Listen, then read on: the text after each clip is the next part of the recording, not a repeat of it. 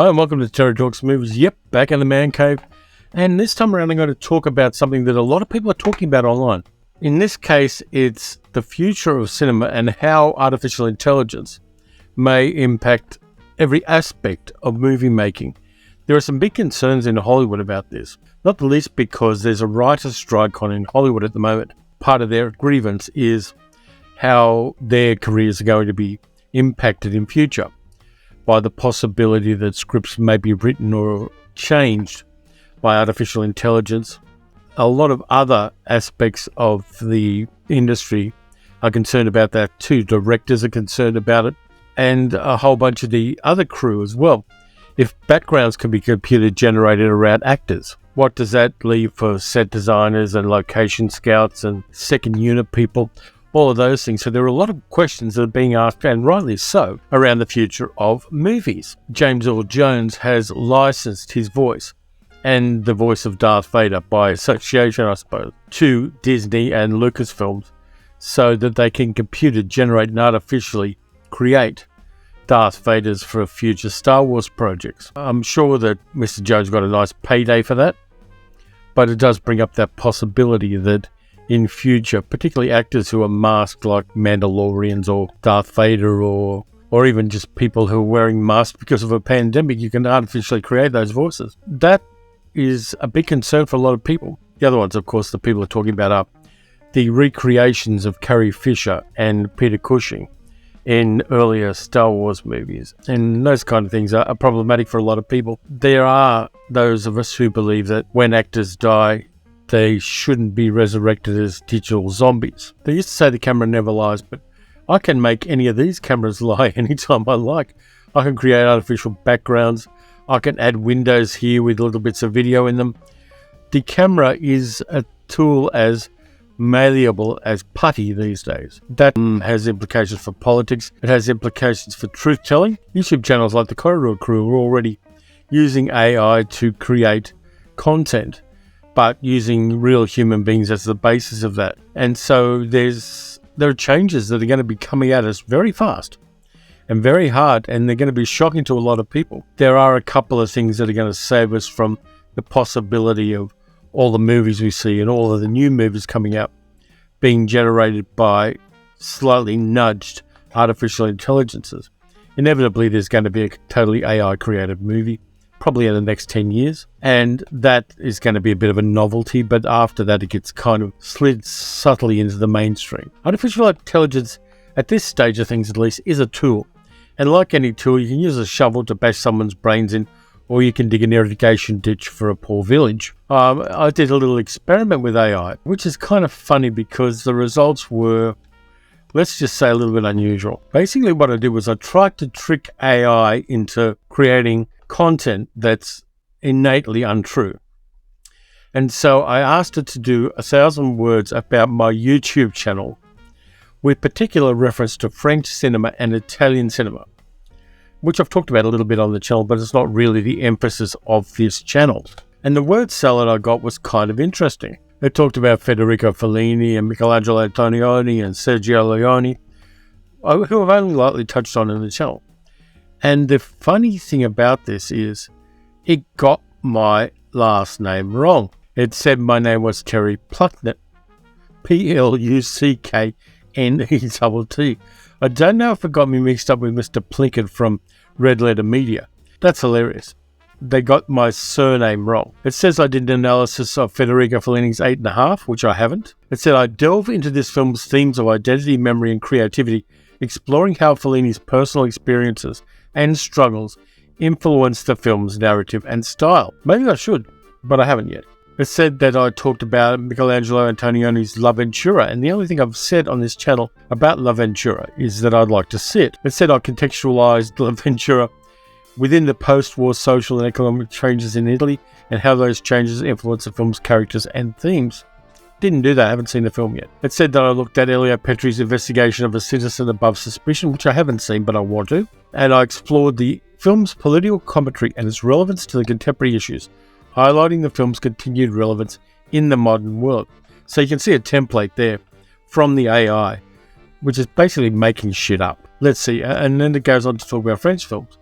It said that I reviewed Jean-Pierre Melville's Le Samurai and discussed the works of lesser-known directors such as Alain Robbe-Grillet. Haven't done that. Let's have a look here. It said I did a video on Jean-Luc Godard's Breathless. I haven't. I did one about a Bon Depart, but I haven't done Breathless. It said I explored the film's innovative editing style and its influence on the development of the French New Wave. And here's where it gets even funnier. Similarly, in his review of François Truffaut's The 400 Blows, Terry discusses the film's use of naturalistic performances and its portrayal of adolescent rebellion. Now, I haven't seen The 400 Blows. I haven't done a review of 400 Blows. The AI generated content saying that I had. For example, in my review of Agnes Varda's Clear from 5 to 7, I've mentioned that in a listicle about films I like. It says I explored the film's commentary on the changing roles of women in French society in the 60s. I kind of touched on lightly, but I didn't really review it. I think it just took the fact that it was in one of the descriptions that I put on a video. Similarly, in his video on Jean Renoir's The Rules of the Game, I discussed the film's satirical portrayal of the French upper class and its commentary on the social and political something or other, and then I lost the page. So basically, I haven't done a review of The Rules of the Game, one of the best films ever made, because I kind of nudged the AI towards French and Italian cinema. It doesn't mention the fact that I did a video about The 10th Victim, for instance, Elio Petri's other movie, or Il Sorpasso, or any of those. It kind of grabbed the headline bits and extemporized from that. It got my name wrong. It did a lot of things wrong here. So AI at this stage of things is pretty much a useful idiot. It's useful because it's given me some ideas, and all credit to the word salad for giving me ideas, but it kind of triggered my own ideas in a sense. It was a hook, but I put the fish on the hook. At this stage, chatgpt, which is the AI software that I use, is basically there to put out bait if you give it the right information on things that you possibly can do. So the other thing I did, which is a little bit cheeky, but I'm known for my cheekiness, is I asked the AI to give me some reasons why AI won't replace human beings in creative outlets, including cinema. So it gave a whole bunch of qualities that human beings have that AI as we know it, not AI as it is in Colossus the Fallen Project or 2001 or even Star Wars. AI as we have it. What it lacks that human beings have. And I think that it's kind of useful to have this because I've used judo to use its own energy against it. So the first thing I said was emotions and intuition. Human creativity often solves the use of emotion and intuition to make decisions that are not necessarily logical or rational. AI lacks the emotional intelligence and intuition that humans possess and thus cannot replicate these qualities in their creative output. So basically, the feels and the leaping from one thing to another is something that AI lacks. And I thought about that for a little bit. And the one thing in my life that I came up with where a moment of randomness, a random act in 1979 changed the way I see music and cinema. I turned on the radio. I turned on 2JJJ radio in 1979 to hear that Jacques Brel had just died, the Belgian singer, songwriter, actor who wrote in French and created a whole bunch of French songs. I'd heard vaguely about him, but I didn't know much about him. And the radio program I was listening to played a whole bunch of Jacques Brel's work in English, the English translations of the French chanson. And I was hooked. And I jumped from that to really liking Jacques Brel stuff and getting into French popular song and getting into French cinema through the back door of French music. All because I happened to turn on my radio at 11:30 at night, one night in 1979. That kind of influence, and ever since then I've been a Francophile and everything else, and that kind of influence is something that an AI isn't going to have. It isn't going to have that feeling about, wow, I've discovered something new, I really like it, or the intuition to move that from music into cinema, into a love of French cinema, and being a Francophile in a whole bunch of things, from baguettes to saucy sausage to music and everything else. It was just that one kind of sliding doors moment, which AI can never replicate. The next one it says is adaptability. Humans are able to adapt to new situations and come up with creative solutions on the fly. AI relies on pre-programmed algorithms and cannot always adapt to new or unexpected situations. Yeah, we're random beasts. We have hardwired into us the instincts of millions of years of ancestors who survived long enough to reproduce. AI is not going to have that. Human connection is the next one. Many creative endeavors such as music, art, and writing are meant to connect with other human beings on an emotional level. AI lacks the ability to connect with humans in this way. This is the one that scares me, because if at some stage an AI algorithm gets to the point where it can make you really feel deeply and resonate with work created by an AI, that's going to be dangerous. If you get an AI that's going to give you the same emotional feel you get when you watch Yasujiro Ozu's Tokyo Story or any other movie that really gives you the feels, that'll be a very dangerous thing, because the users and the creators of that algorithm will be able to manipulate human emotions in a way that, in the wrong hands, could be socially dangerous. So that one's a bit scary. Context and culture is the next one. Creative output is often influenced by cultural and historical context. AI cannot understand these contexts in the same way that humans do, and thus cannot create work that is culturally relevant or meaningful. Yeah, we've been telling each other stories for about 900,000 years, probably before that if we were using gestures, but language is hundreds of thousands of years old. And we've been telling each other stories for that long. That's a lot of people around a lot of campfires doing a lot of stories in different cultural contexts across the planet. That's difficult for an AI to replicate. Having an AI talk about the song lines of Indigenous Australians or any of the other culturally specific stuff, and encompassing and understanding the worldview, for instance, of Indigenous astronomy here in Australia, where instead of looking at the stars, Indigenous astronomy back 70,000 years looked at the dark parts between the stars and told their stories based on that. That's not something that AI can really encompass. Next one is novelty. Human creativity often involves creating something new and innovative that has never been seen before. AI, on the other hand, relies on data and patterns to create output, making it difficult to come up with truly original ideas. Absolutely. We are very clever apes. We are really good at bringing together a whole bunch of different threads that have no association with each other and tying them into a knot.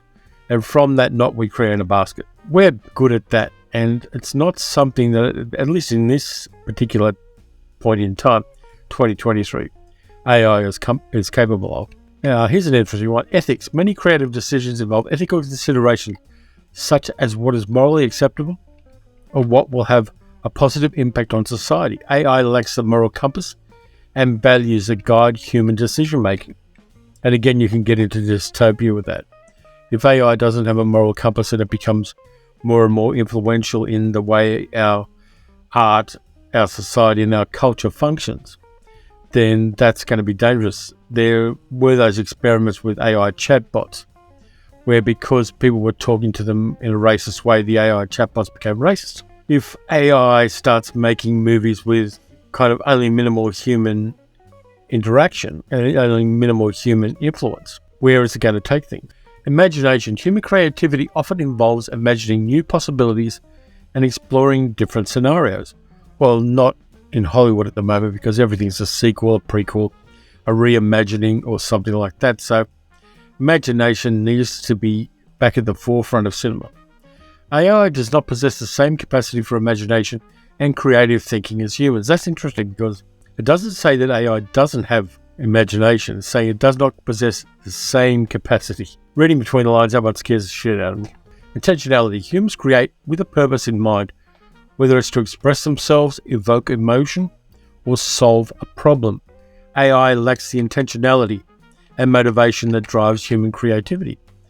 People are going to get creative because they need to make a car payment, or they need to pay the rent, or they need to provide for a family.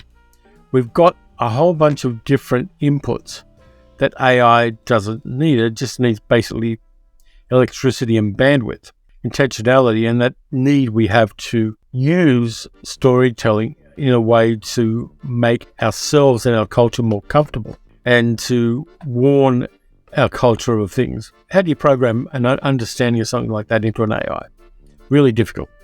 The last one, which is the one I like too, Collaboration. Many creative endeavors involve collaboration between multiple people, each bringing their own unique perspectives and skills.